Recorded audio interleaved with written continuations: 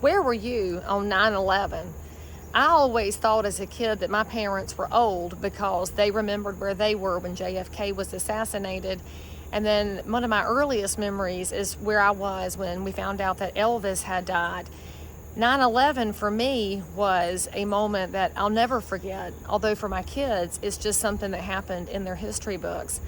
On that day, I was actually at a REMAX sales meeting at Raintree Country Club.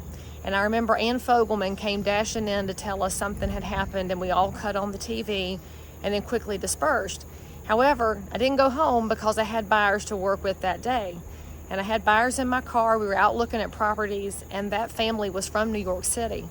Now, we were, of course, all shaken up. My phone kept beeping because I had a Nextel at the time. One of my good friends who worked for the FBI had told me to stay away from uptown Charlotte because we didn't know what was going to happen. It was just such a day of uncertainty and fear. And then those people that were in my car, as much as they liked Charlotte and as much as they liked the houses we saw, they knew that they needed to be in New York City to help the recovery. To my knowledge, they never did move. We kept in touch for several years, but of course, you just fall out over time. And what you should know is that out of every giant tragic event, good things can occur. And one of those big things that's so good was the REALTOR Relief Foundation. It came into effect after the events of 9/11 because one thing about realtors that is consistent across all the decades, when something bad goes on, they roll their sleeves up and say, how do I help?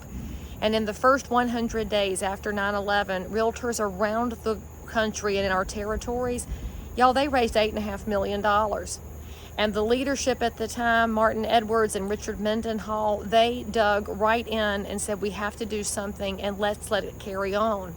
So that money went straight to housing relief at the time because if you remember, people couldn't go home to those apartments. There was all of the continual damage, all of the unknowns, and we had to help out because mortgages are still due and rent still comes due.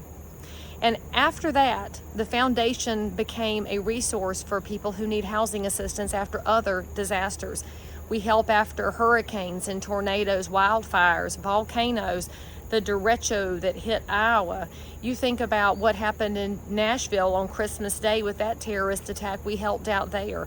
We're currently helping out all over the place.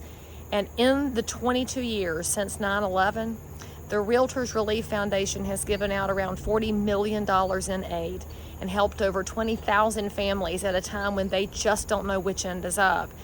And one of the best things about it is it's the realtors in those communities who hand deliver those checks to neighbors who are feeling so hopeless.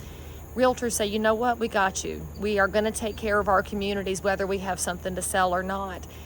I love that that came out of 9/11. While I hate what the terrorists did to this country and to the 3,000 who died, the good that has come out has been massively impactful.